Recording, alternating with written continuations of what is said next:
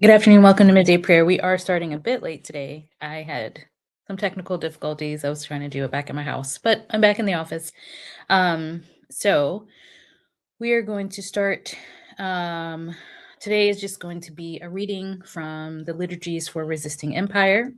This will be the end of our uh, devotion, time together prayer with for Women's History Month, because Wednesday will be April 1st, which is wild.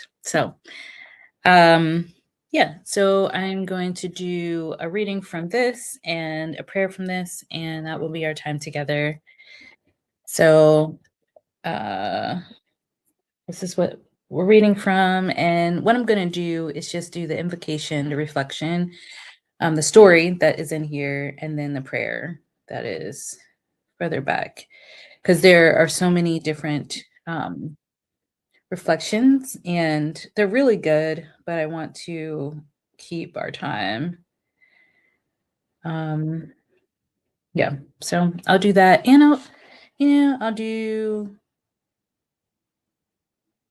the prayer and the benediction. Mhm.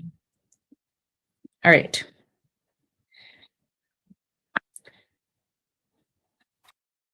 This particular chapter is rejecting hustle and embracing slowness. So I put that up. The invocation is embodied presence. Remind us of the sacred value of our bodies. In a world that demands we produce, consume, and repeat, we choose to pause, to breathe, to listen, to remember that we were not made for exhaustion, but for the embodiment, wonder, and rest. Here's the story. The story is told about a Mexican fisherman. A businessman is vacationing in a small coastal village when he comes across a fisherman who has just returned with his daily catch. The businessman asks the fisherman how long it took him to catch the fish. And the fisherman replies that it took him only a short while. Surprised, the businessman asks why he doesn't fish longer and catch more. The fisherman explains that the small catch is enough to feed his family and that the rest of his day is spent relaxing, playing with his children, and enjoying life. The businessman tells the fisherman that if he spends more time fishing, he could catch more fish, make more money, buy a bigger boat to catch even more fish, and start a fishing company. After the company grows, the fisherman can move to a big city, manage a fleet of boats, and earn millions. The fisherman asks how long this would take. The businessman estimates it would take about 15 to 20 years. The fisherman then asks what he would do after all this hard work. The businessman responds that he would retire, move to a quiet village, fish for pleasure, relax, spend time with his family, and enjoy his life. The fisherman smiles and says, "Isn't that what I'm doing now? Those who have ears, let them hear." That's quite beautiful.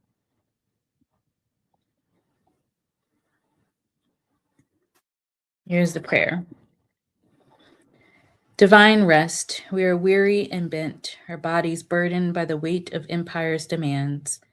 Forgive us, for some of us have worshipped the hustle, others of us have fallen for the lie that our value is measured in labor. We confess that in our striving we're silenced. We've silenced the unique song of our bodies, treating rest as a weakness and the divine worth of all our flesh as lesser. But hear us now in stillness as we reclaim our worth.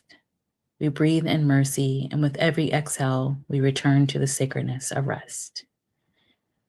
May we remember that our bodies are sacred vessels carrying life, love, and spirit. We were crafted not for profit, but for purpose, woven with intention. We are not commodities. We are beloved, whole and free. Let us rest in the truth that we are sacred and we are enough. Amen. Okay, y'all. I know that was a short one, but I hope that was helpful today as the weather starts to shift and spring starts to happen and energy starts to rise. Remember, it's okay to still take your time.